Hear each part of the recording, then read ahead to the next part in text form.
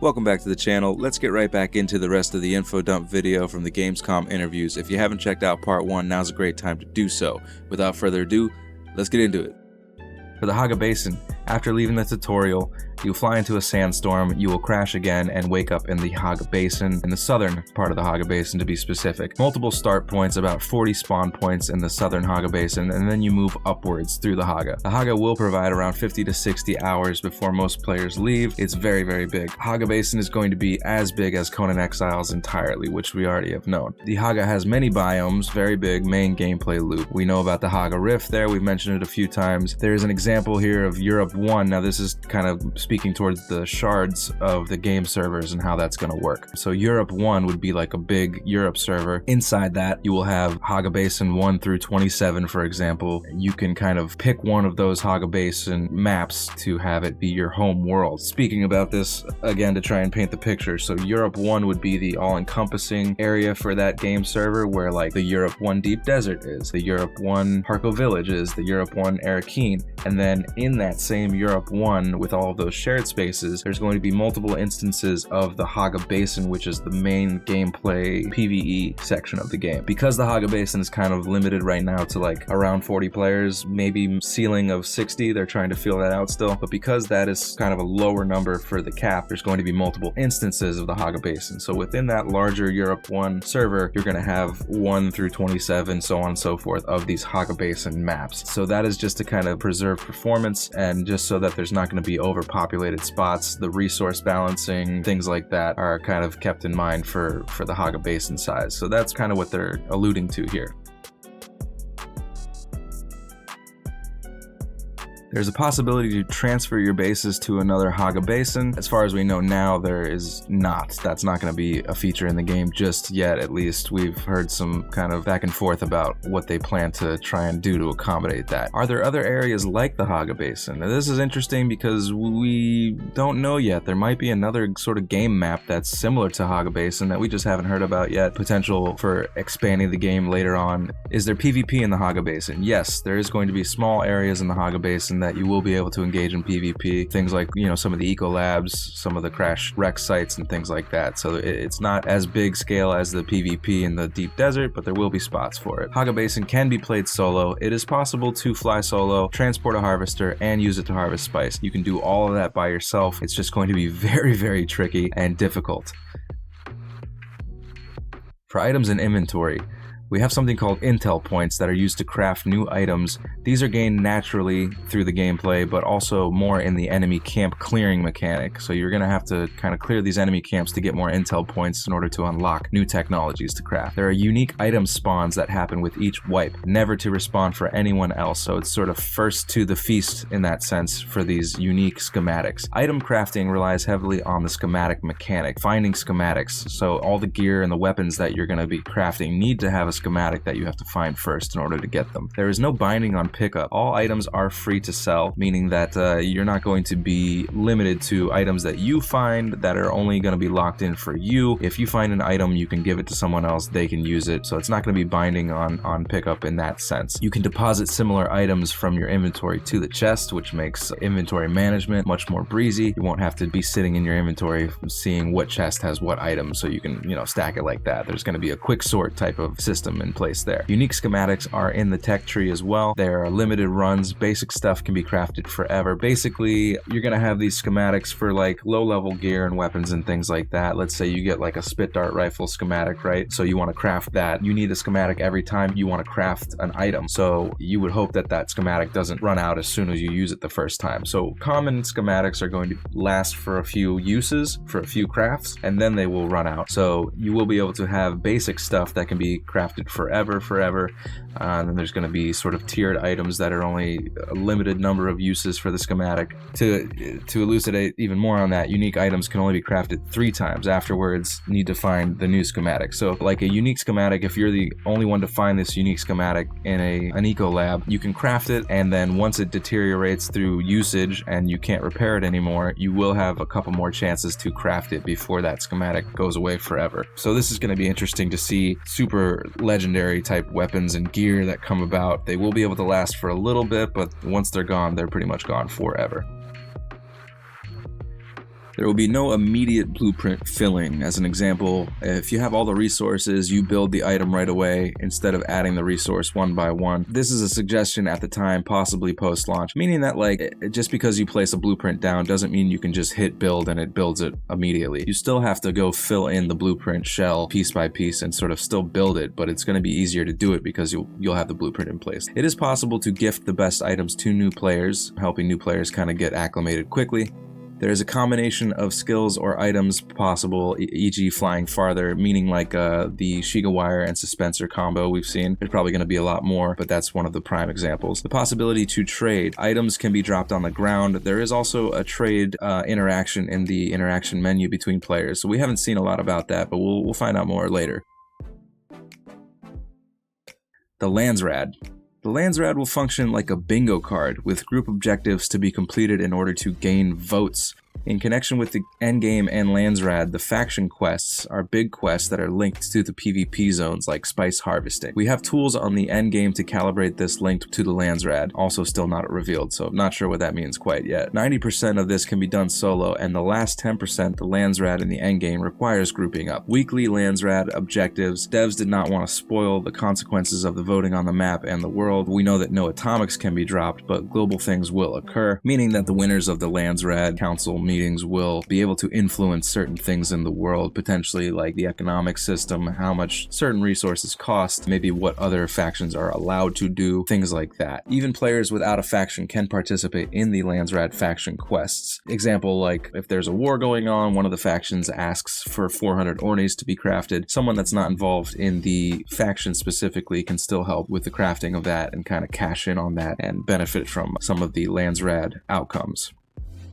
Basically how this is going to work is if you can picture a bingo card with all the different squares on it of things that you need to knock out, right? Let's say the Harkonnen have their bingo card that has squares that are like, you know, craft us 100 spit dart rifles, harvest this much spice, be the first to complete this crashed site, run, things like that. The ends of these bingo cards there are like rewards. Maybe your faction sees that there's a reward that would really benefit them in their guild or in their base building or in their vehicle crafting endeavors. So you want to try and knock out those objectives that will lead in a straight line to that reward and be the first group to do it. Like a tic-tac-toe system too, other factions can beat you to certain objectives and kind of cancel out your ability to complete them, thus creating sort of a war so that you're constantly in a run to try and complete these objectives before other people get to them. So this is kind of cool. This really hasn't been done in many other games, if any. I can't think of one, but this will create sort of an interesting dichotomy between the factions within a house that are also trying to vie for the supremacy within that major house. Like, just because two guilds are aligned with Harkonnen doesn't mean they're aligned with each other. They might be intercompeting to become the best Harkonnen guild within that house. So this is going to be really cool to see how this plays out in the end game. I think this is the main engine that will keep the end game moving and why we would go out into the deep desert to try and vie for these resources and complete these objectives, is to have that power hold over the Lansraad voting system. It's going to be really cool.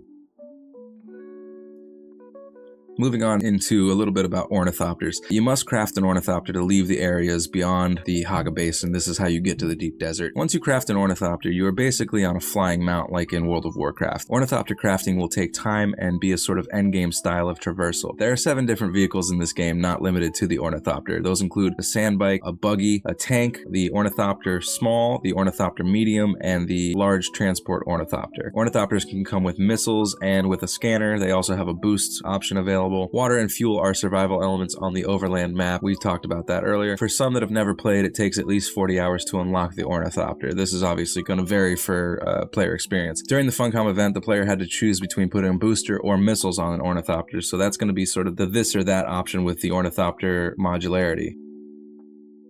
A vulture ornithopter can climb 600 meters into the air. I found that interesting. We'll have to wait and see about that. At launch, no ornithopter can fight in the flying minigame, maybe in the future. So this is the overland map they're talking about. There is no like inter-ornithopter battling going on that screen yet. Fuel is needed for ornithopters, 60 kilometers per hour without the booster, 160 kilometers an hour with the booster for speed, 140 kilometers per hour by gliding down without the booster. So if you do the dive mechanic with a regular ornithopter, you can hit speeds of up to 140 kilometers an hour. We know about the battling between the Ornithopters, we mentioned that earlier. Orny rocket launchers on the ground units. This is a discussion for tweaking, so potentially they're talking about anti-air armaments there for ground units to take out the Ornithopters, because right now it seems like the Ornithopters might be a little bit overpowered.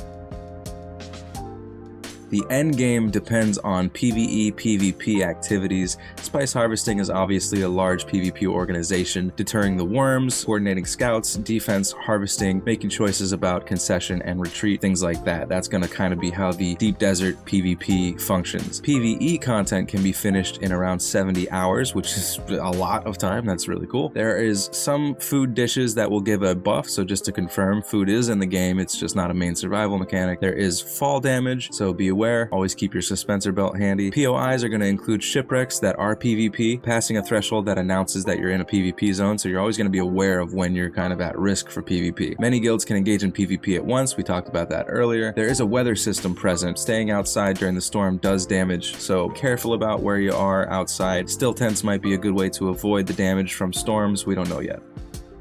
Also on the PvE, PvP side, player caps getting reached with spawning soft locks like sandstorms around PvP zones to deter more players from joining. This is what we talked about earlier, to keep the areas performing well. If fuel is depleted, bases can be wrecked by storms and players can enter the base without a shield in a PvP zone. A player can load up fuel for a very long time to prevent entry. Game has potential for tryharding. There will be some that will be torn in PvP. Grappling hooks, teleportations, rewinding time, invisibility, and voices having an impact. These are things that might be cheesable, is what they're saying. So there will be tweaking probably going on with some of these skills to make sure players don't, find metas that are super overpowered. Bases in PvP as used to quickly go out to harvest spice and then return to the base afterwards. So this just means that the PvP desert bases are going to be sort of forward operating bases. The player will start to breathe spice when arriving on Arrakis. Suddenly it becomes an addiction. Without spice, abilities stop working. So you will need spice in your blood to even use your skills. On to quests. There is a journey system in Dune Awakening similar to Conan. You will find contracts at a trade post in the Hagga Basin, I'm assuming that's what HG means, with different types of quests. So like contracts to find a missing person, kill targets, take out enemy camps, things like that. The phrasing implies that a trade post would exist outside towns so that you can progress during the 40 hours before flying to a town, meaning that there's no towns within the Hagga Basin, so this assumes that there's going to be trade posts within the Hagga Basin that aren't part of the Harko Village and Arakeen sections. Player visited a Harko Village and could not find quests, so potentially there aren't quest givers in these villages, there may be just more social areas.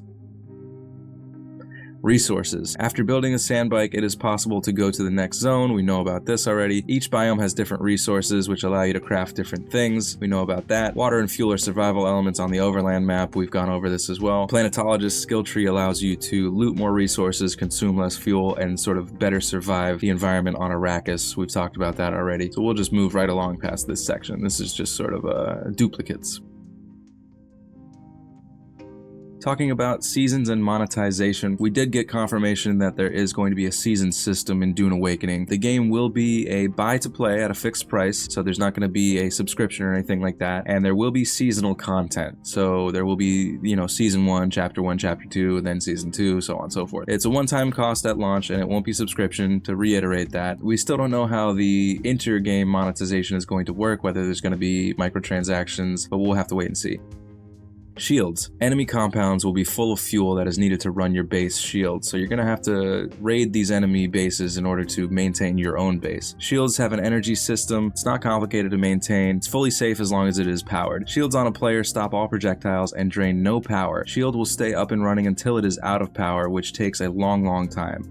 This means that the shield health system itself isn't affected by how much damage it takes. It seems to be more a duration thing. So if you engage your shields, you have basically a set amount of time before the shield kind of runs out of its own juice, which might replenish on its own. We don't know yet, but it's not going to be affected by how much damage you're taking, basically. This sort of implies that, you're safe against gunfire as long as your shield is powered up and has enough juice to run through that skirmish. If you happen to run out of juice in the middle of a firefight, you're going to have to run for cover and figure out something, but you're not going to have to worry about having your shield broken by being shot a bunch. So this basically does maintain the idea that like shields are a way to stop gunfire and force melee PvP. This is interesting because this kind of does complete this Rochambeau idea in the game that, you know, melee always beats shields, shields always beat guns, guns always beat, you know, I still don't know how it's going to work exactly, but it's kind of starting to come together as far as the picture. The fuel for vehicles is not the same as the ones for your base shields. Now that's interesting and important. We're going to have to be maintaining different types of fuels apparently throughout the game.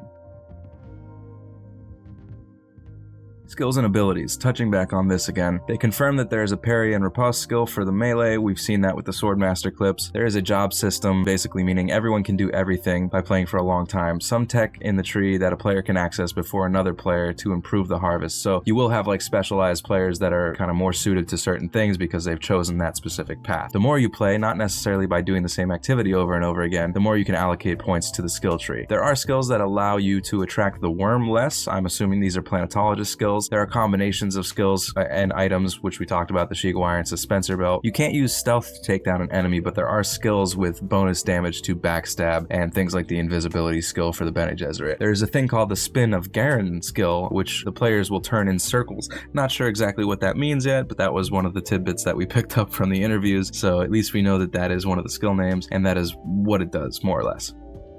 More about skills. The use of a grenade is a skill. We've seen this with the Trooper class, and now we know about it with the Mentat class. We know that there's a skill that makes you immune to the voices of the BG. The third ability slot will only be available when there's enough spice in the bloodstream. The effects from too much spice in the bloodstream are going to be determined later. We don't know yet exactly. There's a grenade that can freeze an adversary for 2 seconds. It's possible to use a timed decoy, although it does not move fully or aggressively, so it'll sort of just be like a little hologram or something that the players get distracted by.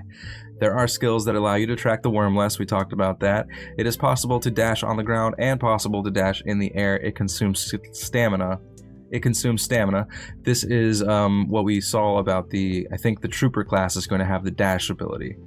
When in suspension, you have 25 to 50% added damage. So when you're using your suspensor belt and hovering and still shooting players, you actually do have a damage buff, which is going to be pretty cool.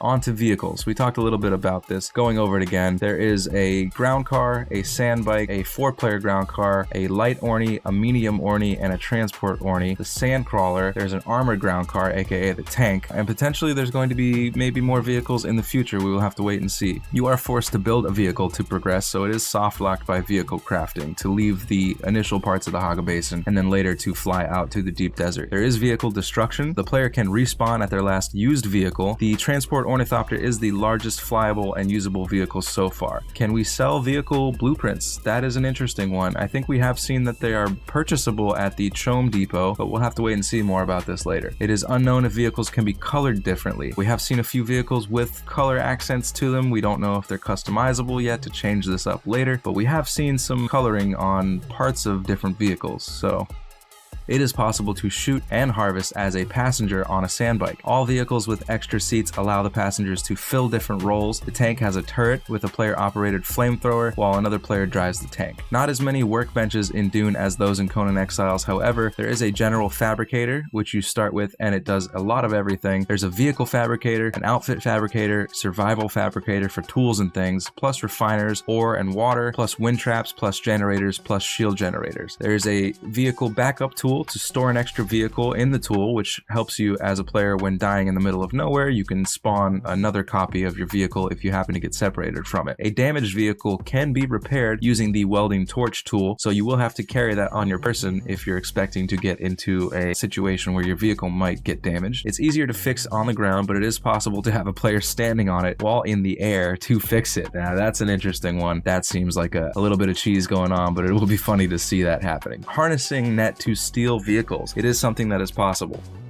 This is talking about the transport Ornithopter. We've seen this mentioned in the Discord by the developers. You will be able to steal vehicles in the sense that you will not literally be getting into an opponent's vehicle to take it, but you will be able to cast a net down over an opponent's vehicle and literally remove it from the playing field and transport it somewhere else. I don't know what the advantages or benefits of that would be other than just kind of causing disruption and being a little bit of an inconvenience to your enemy, but this harnessing net now has been kind of confirmed by the interviews, so we will see how that plays out and what the sort of inner workings of that system are, but it seems like a little bit of a fun activity to engage in just to sort of disrupt your enemy, so that's exciting.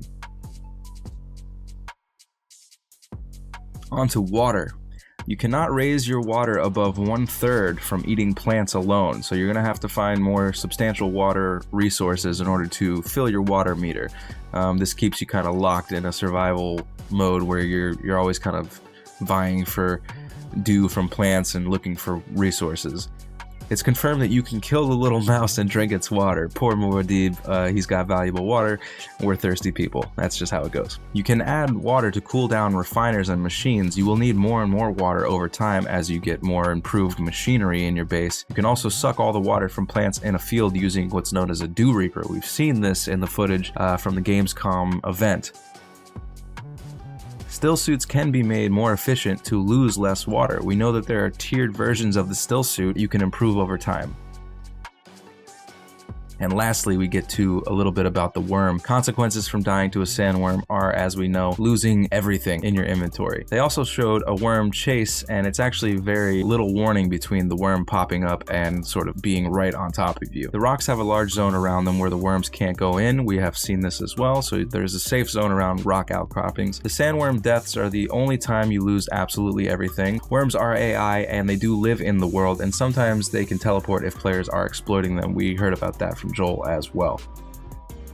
Worms have territories and they observe and react to each other's territory. Now that's interesting. I'm not exactly sure what that means fully, but it's interesting. Do we have control over the worms? No. Can we ride the worms? No. I talked about that in the FAQ video earlier. The worm is the only one that can terraform as the sand changes. Players in the beta tried to build on the sand and saw the consequences of that, so be careful out there. In the beta, everyone gets eaten by the worm at least once, 99% of the players. There's no avoiding it. Trucks are made on rails and attract the worm less than running by foot. I don't know what that means. That's maybe a translation snafu, not exactly sure, but maybe there are some vehicles that attract the worm less than other vehicles. So that's kind of what I gleaned from that, but it's sort of hard to tell. And that's going to do it for this one. Hope you enjoyed the video. I know this was a lot of information, some of it useful, some of it sort of reiterating what we've already known. Again, shouts out to Frosty Flaky from the Discord crew for doing the translation, doing the hard legwork. We really appreciate it. That's going to do it for us here. Make sure you check in next time for the next video. We got it coming up soon. Until then, do keep it locked at Nism Plays. We will see you around. Peace. Welcome back to the ongoing coverage and analysis of Dune Awakening. Welcome back to the ongoing coverage and analysis of Dune Awakening. Welcome back to the ongoing coverage and some interviews that were conducted with someone. Hey, something happened. Why? The Foreign Gamescom Convention. Whatever. To the Foreign Gamescom Convention. Someone would just stab my eyeballs out of my head. That would make something easier. Welcome back to the ongoing coverage and analysis. Without further ado, let's get on into it and have a great time. Okay. Yeah. You think doing the video thing is easy? It's not. You have to do, when you're making it up, you don't even know what you're saying. It's just like it doesn't flow, and then the words, it's like potatoes, mashed potatoes. See, I can't even. Oh God.